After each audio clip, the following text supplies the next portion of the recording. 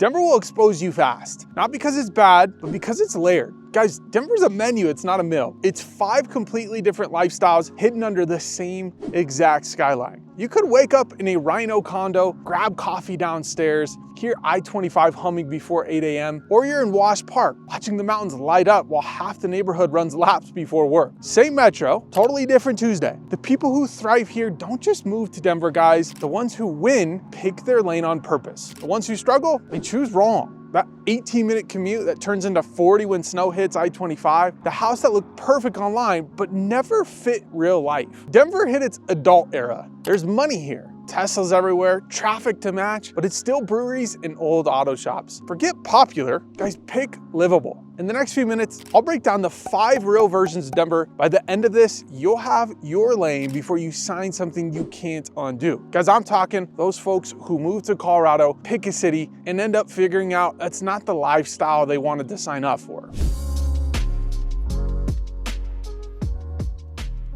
Now, I'm not gonna break down Denver by zip code. I'm gonna break it down by lifestyle. Guys, zip codes don't live your life. You do, because I had a couple who were set on mountain living. They found a beautiful home steps away from a flowing river. I'm telling you, walk outside your front steps with your fishing pole, and in less than a minute, you're in the river fishing. They found a beautiful home and they were confident that that slower pace was exactly what they wanted. But guys, not long after, they called saying they missed being able to walk to a coffee shop, being closer to friends, and trading longer drives for the convenience and energy of Denver. It was a great house in a great setting, but it just didn't match the rhythm of how they were actually living. So guys, pick with intention or the city will humble you. While you're watching, listen for your Tuesday. Not what you think you want from an Instagram post, the 6 a.m. dog walk in dry 15-degree air, the 4:45 winter darkness. We're going to label these lifestyles so you can pick your fast. Guys, there's so many different amazing aspects of Denver, Colorado, but we got to find the one that's going to fit you. Guys, believe me, there are plenty of neighborhoods in each of these little different pocket areas that are going to have your name on it. Naturally, guys, we're going to the loudest part first. Right in the middle of it, that energy urban play. First stop is Denver on Espresso. If you want Denver to actually feel like a city, not a big suburb like we're in right now, where you got a backdrop of the mountains, this is your lane. You're gonna want RiNo, LoDo, Uptown, Capitol Hill, Union Station buzzing, Larimer Street patios stacked shoulder to shoulder, the RTD line ripping straight to DIA. From most RiNo buildings, you're 5 to 10 minutes on foot to a coffee shop, groceries, or a game night. That's daily friction removed. This is walkability.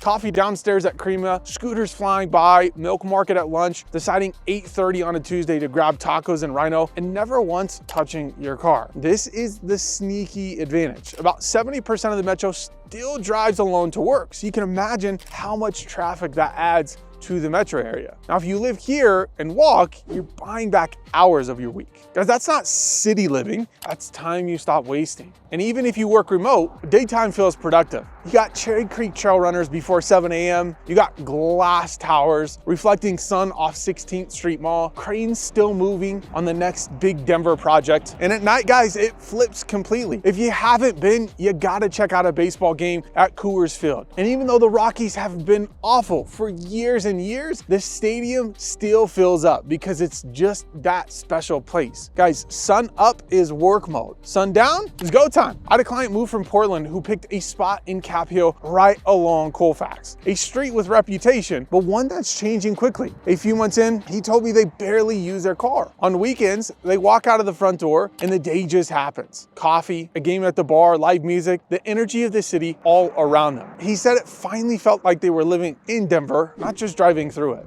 Okay, now I'm gonna talk to you about something a lot of people aren't saying, but the reality is the downtown condo market has crashed. Inventory is higher than it was during the 2021 frenzy. And guys, that gives buyers leverage right now. You're not fighting 14 offers on every unit anymore. Urban condos got hit hard when rates jumped and rents flattened after that massive apartment wave got delivered. As I'm telling you guys, I have a Denver listing that was a condo. And guys, we started at $250,000, which relatively speaking was a good price. After about 6 months, we had another condo in the same unit sell for $150,000. So when I say urban condos got hit hard, I mean it, from real life experience. But here's the thing, walkability premiums haven't disappeared. People still pay for convenience, and it is a great time to take the opportunity that exists here in Denver with that flattened pricing for condos and townhomes. Now, office occupancy, guys, in downtown hasn't fully bounced back either. Hybrid work just changed the rhythm. Once COVID hit, those office stores shut and they never reopened. It's less 8 a.m. stampede, more staggered energy, which I kind of like. That actually makes living here smoother than people expect. You're probably not going to get a yard unless you're paying that premium. HOA dues are real and something you gotta watch out for. And guys, parking might test your patience. But here's the truth. You're not paying for the square footage. You're paying for the frictionless living. That coffee shop downstairs, the gym right next door, dinner next block, and guys, the airport rail 5 minutes away. That kind of proximity compounds over time. For sellers, this still commands a premium.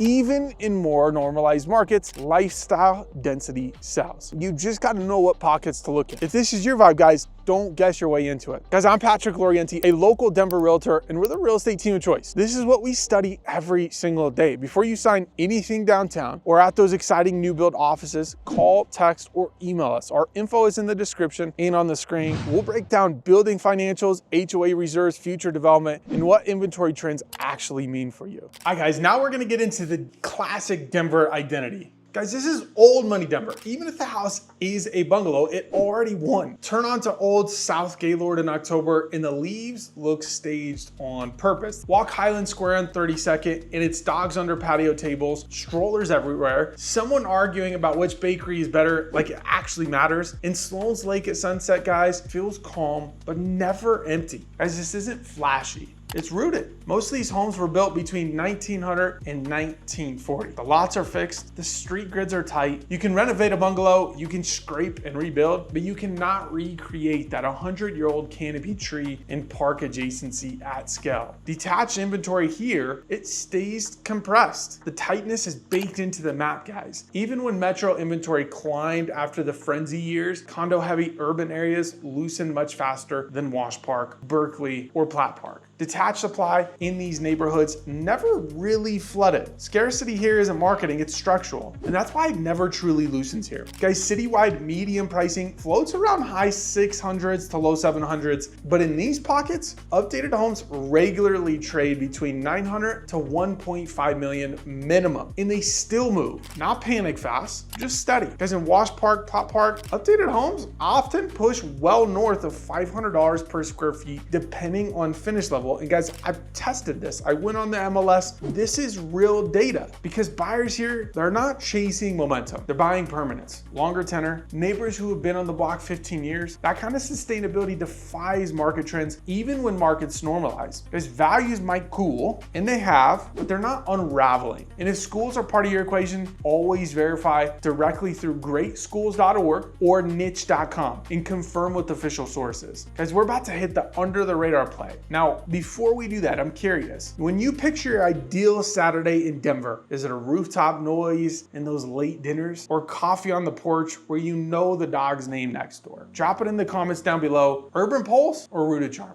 Because guys, once you start thinking roots, another question shows up. What if you want more stability? But you also want space, more square footage, more planned amenities, more predictable community rhythm. Guys, that's where we're headed to next. We're talking the community builders in suburbs that aren't a compromise. Because here's where most relocation buyers miscalculate. They talk about the neighborhoods people pretend they don't want until they actually drive through them. Guys, pull into Central Park around 6:30 p.m. in June. Kids are cutting across green belts. Someone's grilling. You could smell it in the air. Stanley Marketplace, guys, if you haven't been, what a miraculous place. It feels designed for life to spill outside. Highlands Ranch, guys, you have 4 rec centers. You got climbing walls. You got indoor pools in February when it's 18 degrees and snowy. Saturday soccer at Redstone Park. Bluffs Trail packed at sunrise with people who live 5 minutes away. I personally love the burbs and I live in it. You just head north to Brighton, Colorado. It's a bit slower pace of life without lacking the amenities. And the greatest thing is, guys, you're a quick commute to the energy of downtown. It's best of all worlds, if you ask me. As Central Denver affordability tightened, household growth shifted outward along corridors like C470. You got Erie, Parker, Thornton. That wasn't fear, that was relocation. Most transactions across the metro now cluster heavily in that $600,000 to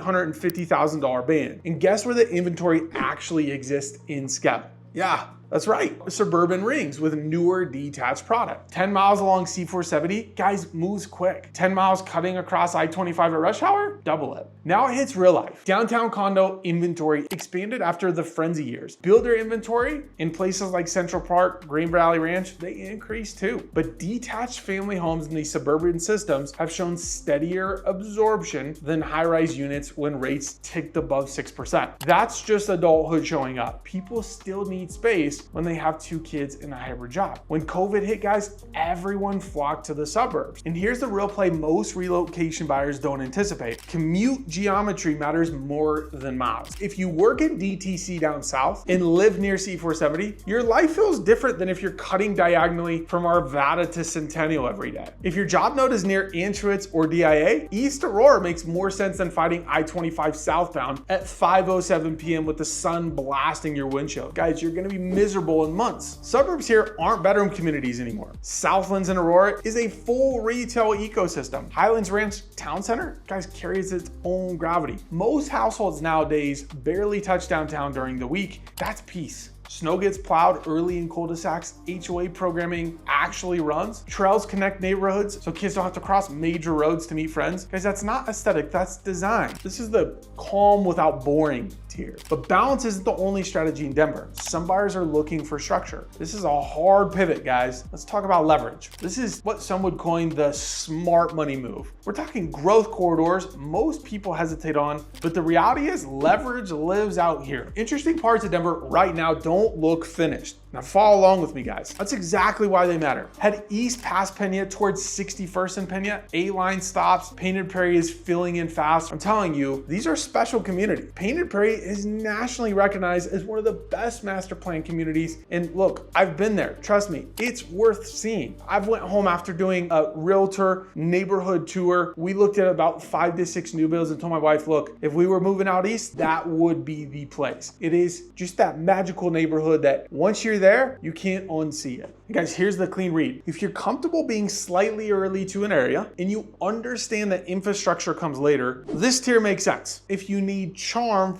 fully baked in, probably won't. But guys, this tier beats that citywide median pricing that's sitting at that low 700s. In these parts, newer detached homes still trade mid 500s to low 700s, depending on the builder inventory and incentives. Guys, when I talk about incentives, we're talking 3 to 4% rates in an environment where if you're buying an existing home, you're getting a 6% rate. So you guys definitely want to stay to the end because we have videos explaining how these rate incentives work. But guys, back to this video, when we talk about that pricing gap, it's hesitation priced in. Detached absorption out here has held steadier than most assume, especially for family size homes. Hybrid work didn't erase space needs. It actually amplified them. People want more square footage. DIA keeps expanding. Gaylord Rockies isn't going anywhere. And E470 traffic counts continue to trend up. Households are shifting whether people want to call it that or not. These neighborhoods, guys, they feel wide because they were built for what's coming. Evenings hit different, less skyline glow, more open horizon.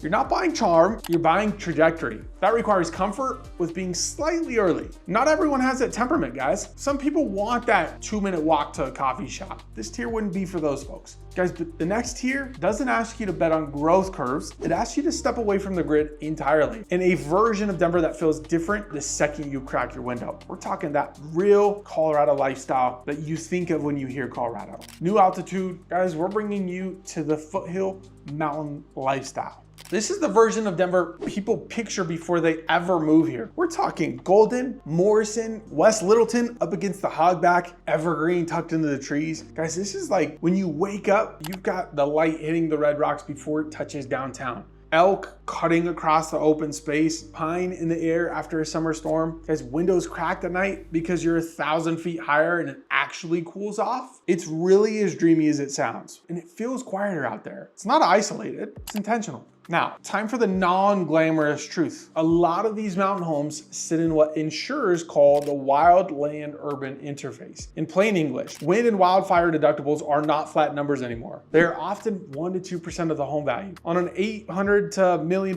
Foothill property, that matters. Snow sticks differently up here too. You are often 1,000 to 2,000 feet higher than downtown. So you got that same storm, completely different outcome. And commute geometry is real. Guys, if you're heading to DTC or Anschutz, that quiet scenic drive can quickly become an hour or two when I-25 or I-70 stacks up. But here's why most people choose it.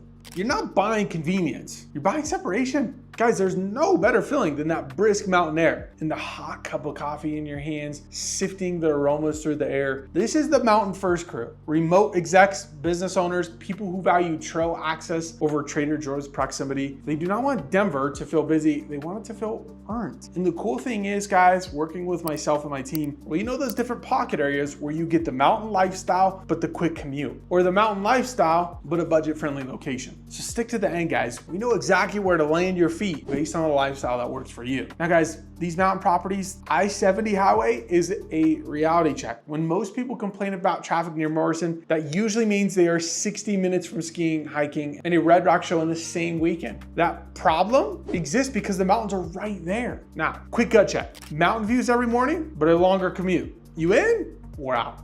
Because if that trade feels worth it, you already know which direction your life wants to lean. And if you love the mountains but want more structure, shorter drives, and built-in community energy, well, that is where the final filter brings this whole thing home, guys. Let's land this the right way. We're gonna talk about the 4-filter decision framework. You've just toured 5 different versions of the same metro. Time to make it usable. Because Denver will absolutely let you buy something that looks right on Instagram and feels wrong by month 4. Like we said earlier, guys, detached homes have been hovering around that high 600s to low 700 range lately, depending on timing and location. You can absolutely find a great suburb in the 500s or a suburb in that $1 million price point that hits differently. But in places like Wash Park, Sons Lake, detached supply is still tight. Condo HOAs in LoDo or RiNo can quietly add hundreds a month, and if the payment tightens your chest during a random Tuesday in February, the lifestyle won't save it, I promise. Now that's payment, but let's go back to commute, guys. 70% of the metro still drives alone. We've said that a couple times because it matters. Instead of people carpooling, you've got all that many more cars creating high traffic times. The average commute sits in the high 20-minute range on paper, which sounds fine, but then you merge onto I-25 near DTC at 512 and the brake lights stack like Christmas decorations. And guys, the last filter, this one prevents the why did we do this moment.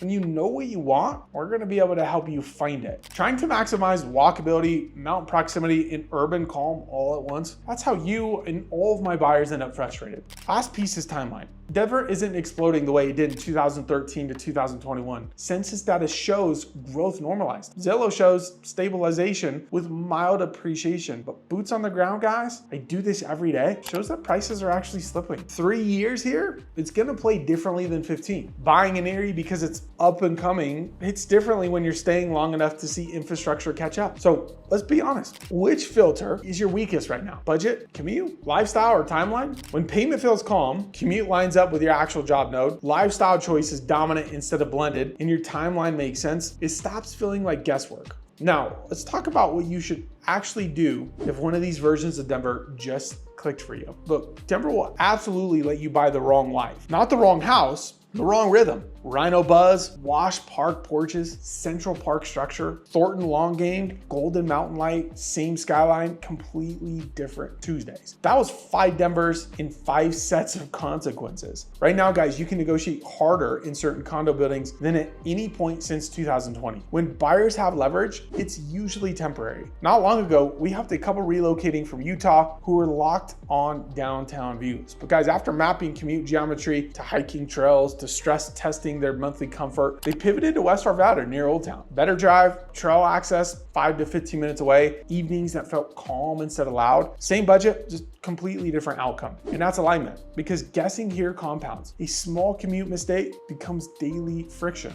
A temporary payment becomes 5 years. Hype without fit turns into quiet regret. Guys, clarity protects your time. And time is what Denver quietly taxes if you don't respect it. If you're making a move, don't wing it. We are your local Denver real estate team of choice. Call us, text us, email us. Our info is in the description below. Whether you're relocating or moving across town, guys, we're gonna help you lock in the right version of this city for you and your lifestyle. And we have all the information you could ever want on this channel. Guys, we wanna be your cheat code to relocating to Denver. And next up after that, we'll take you through a full tour of Arvada, Colorado, a local hotspot. Guys, fit is cheaper than regret. We appreciate you being here. Let's build this the right way, and we'll catch you on the next one. Cheers.